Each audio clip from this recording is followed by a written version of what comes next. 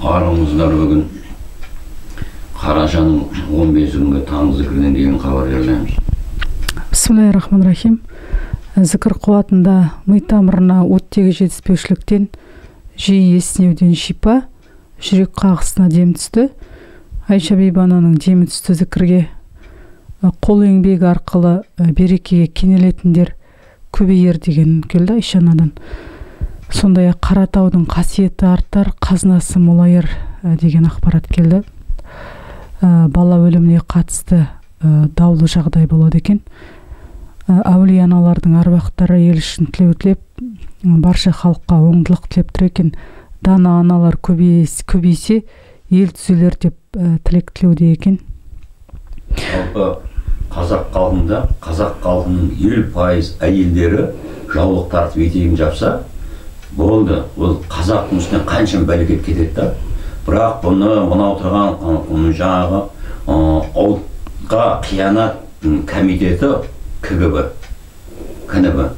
бұған істеткізбейді, себебі олардың ана масондық жүйеден алған жоспары жобасы солай. Оған егер қарсы шығатын болса, оны ана жақтан бұйрық келеді. Қазақтан ақшасынан тиятыны көрдің бе? Соны қорғады. Құдай береді демейді, қазір ақшаға байланып қалған ғой. Соған байланып қалған әлемдік жаңағы қаржы жүйесіне. Ол бар құпия сонда тұр. 7 жылда әйелдер аяқтарынан тік тұрар деген ақпарат келді. Сондай-ақ көріністе 2-3 адамның қолында жасыл изолента сияқты, мұны білезік тұсқа изолента сияқты мата жапсырып алған екен. Біреу оң қолына, біреу сол қолына, ішкі жақтарына тағып алған екен. Оның үстінде өте ұсақ, ұзын сандар бастырылған екен. Әрқайсысының әртүрлі. Сосын бүрісіп, піскен секілді, қарын секілді бір нәрсе жиырылып жатты. Адамның асқазаны екен, созылып кеткен жақыннан қарағанда. Асқазан аурулары көбейеді екен. Бірақ жаңағы жеке созылып жатқан асқазан екен, оны алақанмен бір сипап өткен кезде, ана кәдімгі кірпі сияқты жиырылып, қозғалып, қайттан орнына түседі екен. Осындай көрініс болды. Ол енді мынау қазіргі осындай сендердің алақандарыңа дем беріп жатыр ғой. Осындай қазақ халқында осындай артады, ол міндетті түрде жаңағы жұрттың бәрін шақырып алып мен емдеймін емес. Әрбір әйел, әрбір үлкен кісген тағы осындай өзінің отбасының, өзінің қауым ағайын емшілеріне айналады. Сол ауру астан, дау қарындастан деген қазақ мақалы осы енді. Осыған келіп тірелдік. Қалы осы. Бисмиллахир-рахманир-рахим. Қайыртан бүгінгі таң намазына келген ақпаратта ішкі саясат деп келді. Үкімет тарапынан шешілмей жатқан ішкі саясаттың кілті әруақ жолында тұр. Құдайға жүгіну, Құдайдың дегенмен жүру, әр адам жеке өзінен бастау керек, жол ашу. Тақуалық арқылы Құдай жібіне жалғану, аян түс алып, әруақтың басын көтеріп, әруақ жетегіне ілігу, бақыт алады. Үйінде отырып, ешбір бақсы балгерге бармай-ақ Құдайға жүгініп, хабар алып дегенмен жүру. Тірлігінің Құдай берекесін беріп, ұрпақтарына жалғасады. Соның сыртында әруақтың батасы бұлақтың суындай таза. Сол бұлақтың көзін ашқандай тазарынып жету керек әруақтың батасына. Әр адам бойларында қасиет көздері бар, тұшаланып тұрған. Сол көздері ашу, тазарыну арқылы ашуғы дәретпен, таза дәретпен жүру, тақуалықты меңгеру деп келді. Соның сыртында мына ойпатты жерлерді көрсетті. Ойпатты жерлерде ойран салғандардың сұрауы бар. Әулие басында, сүйікті Алланың құлдарының басында нұр төгіліп тұрады. Тілек қабыл болады. Әруақ басын ластап кеткендердің сұрауы бар. Әруақ басына Құдайдың әруақ жолын қағидасымен жүру керек. Дәретсіз, киімсіз барған пенделердің бойына ауыртпалық жүктеліп, дәретсіз, киімсіз әруақ басына барған пенделер бойына ауыртпалық жүктеп алады деп келген ақпараттар келді бүгінге. Бисмиллахир-рахманир-рахим. Аспан жерді алтында жаратқан құдіреті шексіз Алланың атынан бастаймын. Бүгінгі көрген көріністе қысқы мезгіл, сұрғылт аспан, бұлт, қар, батыстан шығысқа қарай бір топ жылқы шауып бара жатқан сондай көрініс. Бисмиллахир-рахманир-рахим. аса қамқор, ерекше мейірімді Алланың атымен бастайын. Бүгін 15 қараша ақшам намазындағы зікірдегі көрініс. Бірінші көрген көріністе ғаламшар, жаңадан ғаламшар табылған деп жаңағы спутник ғарыш кемесі жанында ұшып жүрді осындай көріністе. Содан кейін көрсеткен көрініс жеті ғаламшар бір-бірімен тіркеліскен. Сол бір-бірінен нұр өтіп, айға нұр сәулесін шашып тұрды. Осындай көріністе. Содан кейін көрсеткен айда тау көрсетті. Сол бөлтірік айда олып тұрды, сол тауға қарап осындай көріністе. Бөлтірік болғанда бөрі, көкжал бөрі да, бөлтірік баласы ғой негізінде. Бөрі жаңағы тауға қарап олып тұрғанын көрсетті, осындай көріністе. Содан кейінгі көрген көріністе Италия елінде көрсетеді. Мынау ақш пенен орыс елінің қыспағымен біздегі қазақтың көп нелері соларды мұражайларда тығулы жатқан. Сол көп нені сол Италия елінен ақпарат шығады. Сол нені өздері ашып, түрік елінің бұрынғы ескі қазақтарын мұражайдағы жатқан нелерін сыртқа шығарады, осындай ақпарат келген. Содан кейін көрсеткен мынау Арарат тауы. Сол Арарат тауынан ыстық отты су шығады. Сол көп елдерге жаңағы армян еліне көп қауіп төндіреді. Және басқа елдерге осындай. Содан кейін көрсеткені Грузия елі мен Абхаз елінде қайтадан елдің несі басталады. Бір-біріменен жауласу басталады да, сол Грузия еліне содан азаятын, халқын саны азаятын, Алланың қаһарына ұшырайды деді. Осындай бүгінгі алған ақпараттар. Таң зікірі. Шәкәрім қажы ата. Бір құмалақ, бір қарын майда шірітер. Қытай жақ ата-баба аруақтары шырылдауда. Батыс Еуропа, батыс Қытай жол дәлізінде сынақтар, апаттар. Дюкан заңымен ас ішетіндер уланар. Қару-жарақ қоймалары ашылуда. Ресей сүңгуір қайықтары озық үлгіде жасалуда. Мальдив аралдарында суға кету қаупі тұр. Жалаңаштанып жүргендерге нұр қуатына шыдамай неше түрлі ауруға айналады. Басына киюді қаламайтын балалар төмен нәсілді балалар. Адам тәніндегі бір кесек етті дұрыс сақтай білу. Бисмиллахир-рахманир-рахим. Қоңырәуле ата қолдау салды. Зікірде көріністе жас сәбилерге ана сүтінен бас тартқанда қосымша беретін, дәриханаларда сатылатын құрғақ ұнтақталған сүттен неше түрлі жәндік құрттар жүргенін көрсетті. Сәбилерге қауіп бар деген ақпарат алынды. Аяқтың бас бармағымен бірге табан арқылы сіңір қатты тартылып белгі берді.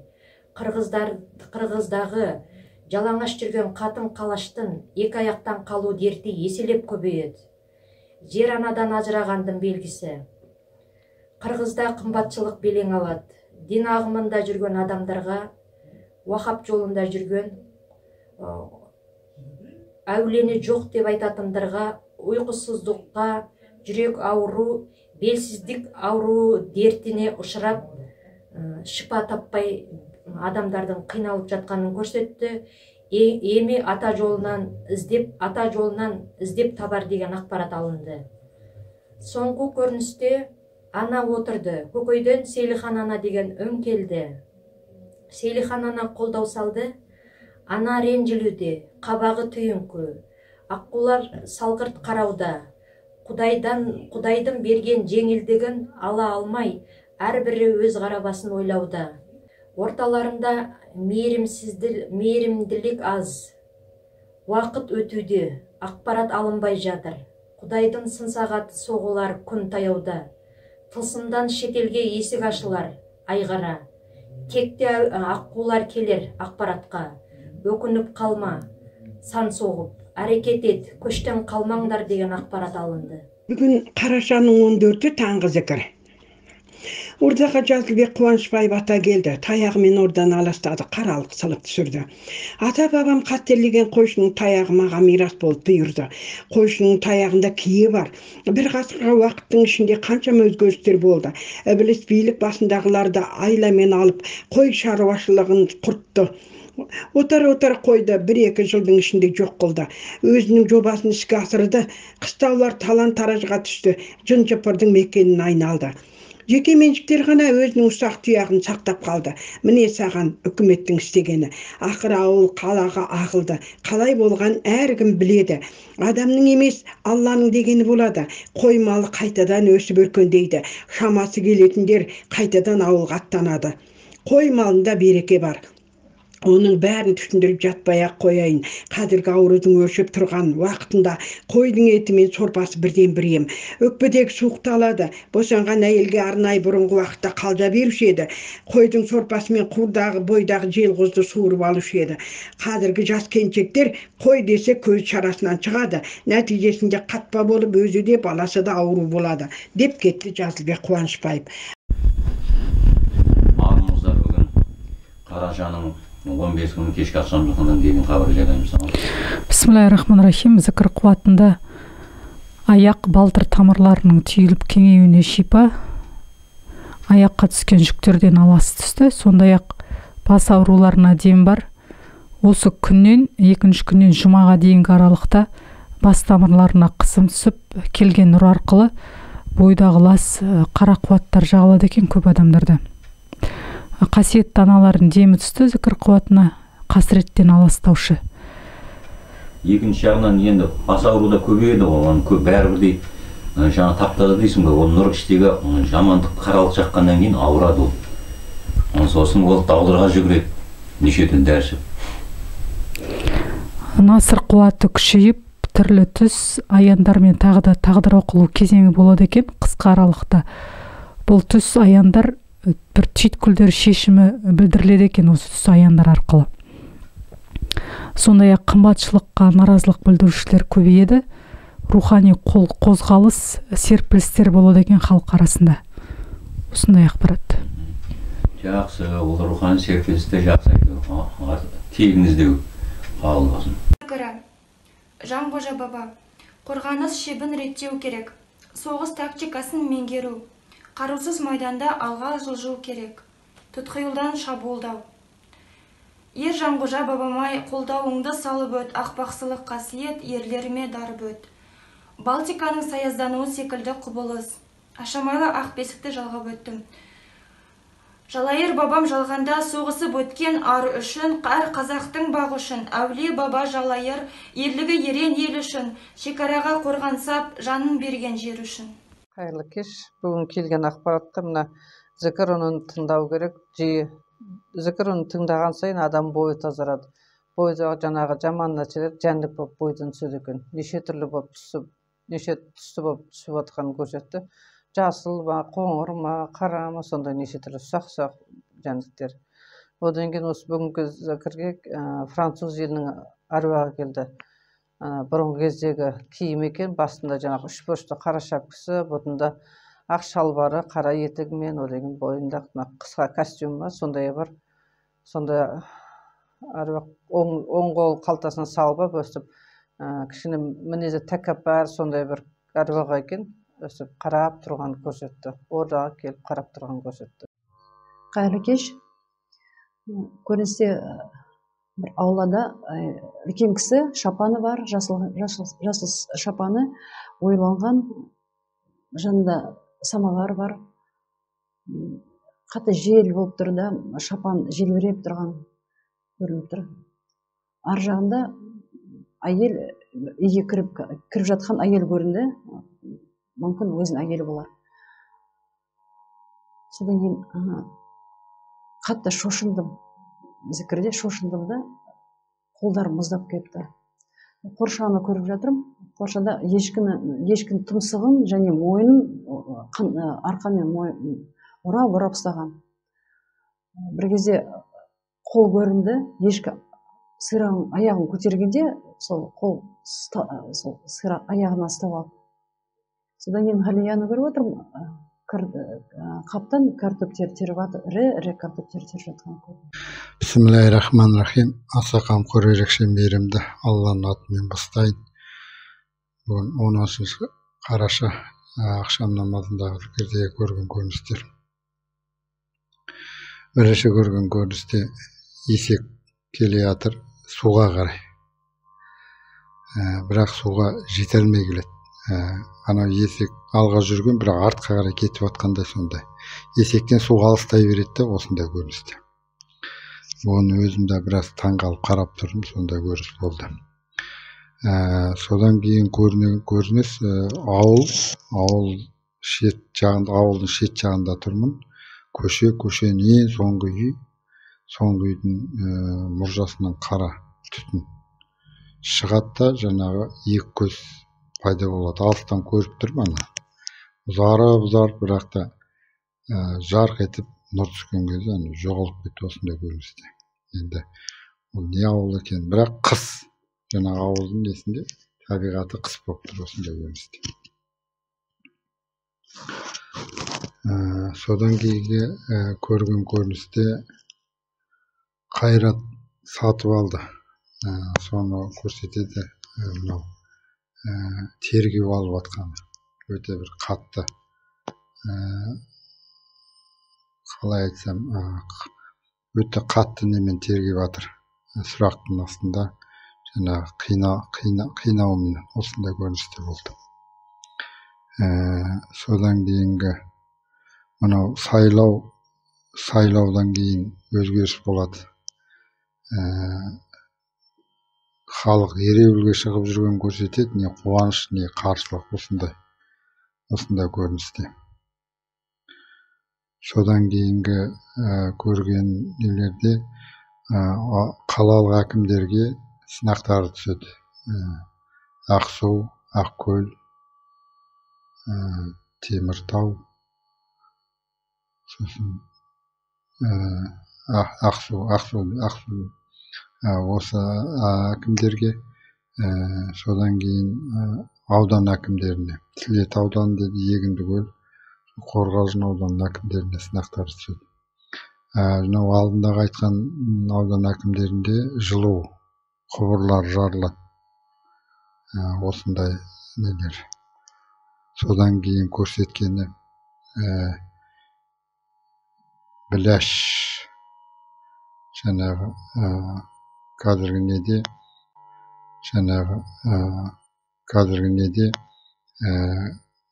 фамилиясын ұмытып тұрмын, кім екен.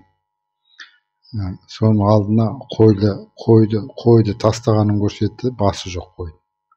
Сынағы болады деген осындай үңгілді. Осындай бүгінгі алған ақпарат. Енді ұмытып қалған болса еске түсірсем. Ассалаумағалейкум, алимент қауым. Бүгін қарашаның 16 жұлдызы таң зікірінен кейін ақпарат. Қазір енді бұрап айтып жіберсін. Бисмиллахиррахманиррахим. Жамбыл ата қолдау салды. Орданы домбыраның үніменен тазартып өтті.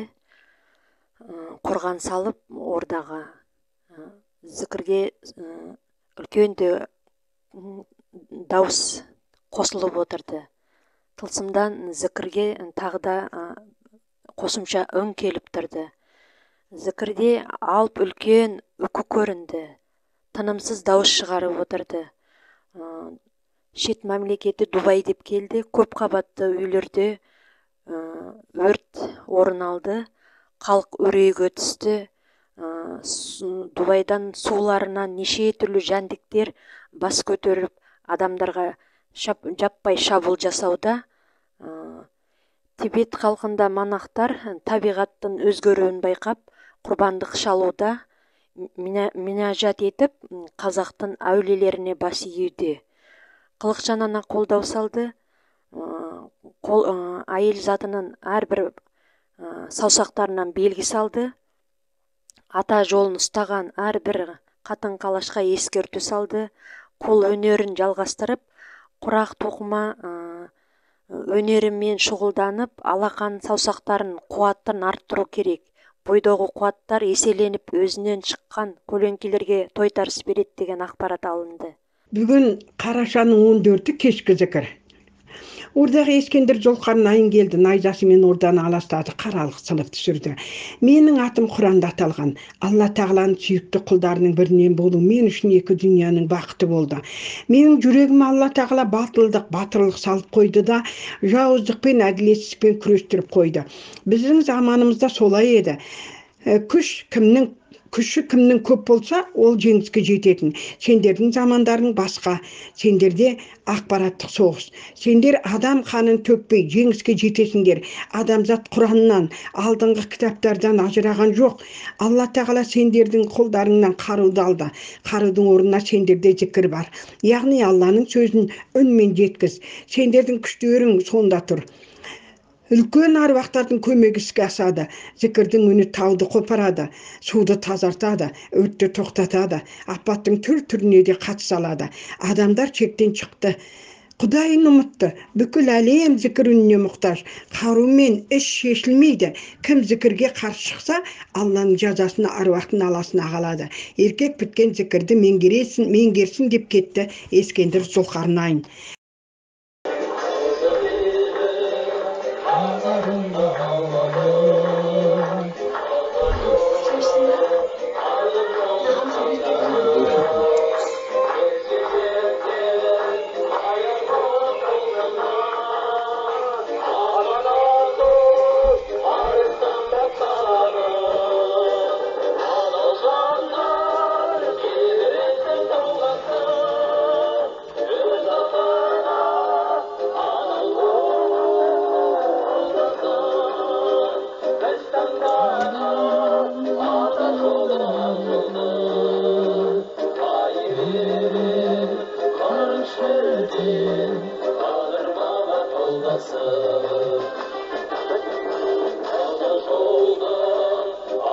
Bilmen olmayda, aruvaqta